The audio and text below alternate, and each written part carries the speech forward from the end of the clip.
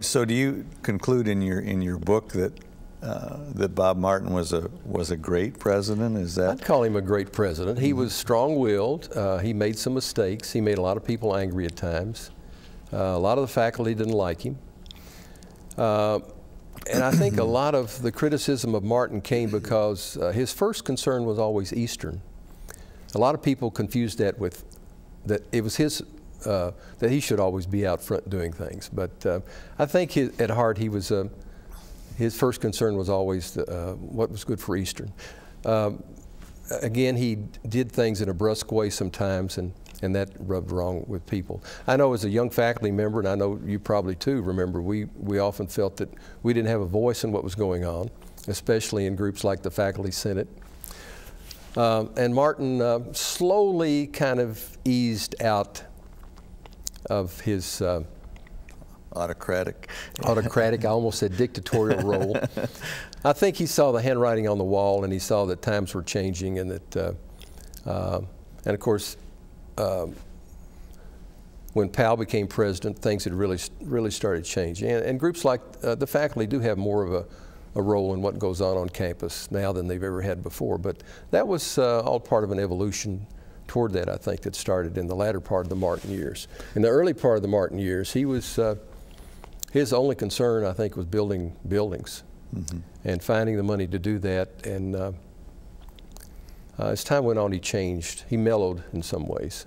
A number of folks like you and me who were around in those days who had run-ins with Martin, without exception, agreed what you just said, and that was that Bob Martin always thought about what was best for Eastern and made his decisions in that regard, and that he was probably the best president we could have had for those times. Yeah, you needed someone in the 60s, or really from the 50s and onward, who would really take advantage of the opportunities for getting money to build buildings, and there were so many programs available to do that.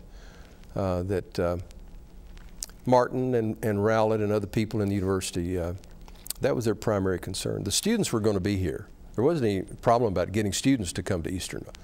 There were so many people trying to get into universities and colleges in the 60s that you didn't have to worry as much about recruiting as having a place for them to be when they got here. Now there may be more recruiting problems because of the way higher education's changed. The 30 years or so since you and I came, 30, 35 years, what are the most significant ways that Eastern has changed during that time? And also, as you talk about that, in what ways has it not changed? Eastern, as it, I think, has matured as a state university and really as a regional school. You may recall back in the 70s, there was kind of a laissez-faire attitude toward education in Kentucky. The Council on Higher Education, and as it's evolved over the years, has tried to bring a little more coordination between the universities.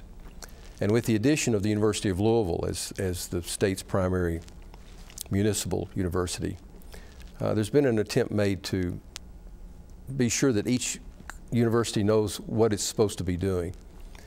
And that's helped a lot over the years. When I first came here in '70, for example, if you wanted to teach a class in Ashland, you just went to Ashland and said, let's teach a class, or you want to go to Louisville. Now we're supposed to be in our 22 county, I think it is, primary area, and we can do things in other places, but there's been more an attempt to see that money is spent more judiciously maybe than it was back in the 1970s. Eastern's also become, I think, more mature, especially in departments like the history department, which I have very little connection with anymore. It's become a little more mature in trying to bring people in from the outside to add a little more sort of cosmopolitan view to the campus, which is also good. Eastern's not going to grow very much, it doesn't look like, in the future. And there are a lot of reasons for that, some of which shouldn't be. One is we should have more people in Kentucky going to college than we have, especially in our region. We need to have more money available for them to come to college. And of course, there's an effort now to get more people to have at least some college hours particularly over 90 hours, to come back to college somewhere and finish up. That's a good program. Kentucky still has one of the lowest college graduate ratios in the United States, and the problem is maybe with our economy and because of the size of the state, we just cannot expect to grow much. What you can do is improve the quality of education, which I think we've done over the years.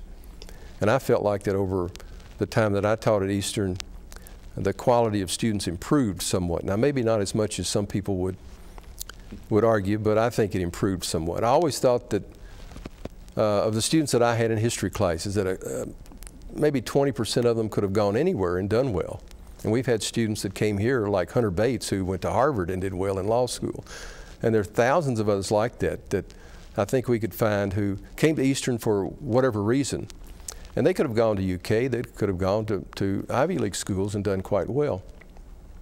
But they came here because, either because of finances or because they just weren't quite sure of themselves that they could do well. I think, I don't want to brag, but I probably could have gone to some other place in 1966 to graduate school, except I came to Eastern because it was familiar, and it was small, and it was a beginning program, and I knew a few people who taught at the school, and that encouraged me to come here and get a master's degree in 1966.